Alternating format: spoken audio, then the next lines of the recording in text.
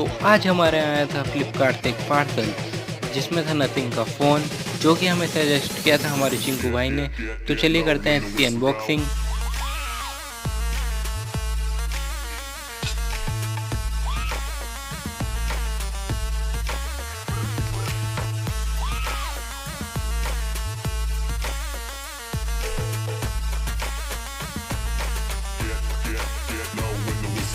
इसके साथ हमें मिली एक चार्जिंग केबल और ये सिम कार्ड लगाने के लिए पिन, जो कि है ट्रांसपेरेंट। तो ये था हमारा फ़ोन, जो कि था ब्लैक कलर का। वीडियो पसंद आई हो तो वीडियो को करो लाइक, चैनल को करो सब्सक्राइब।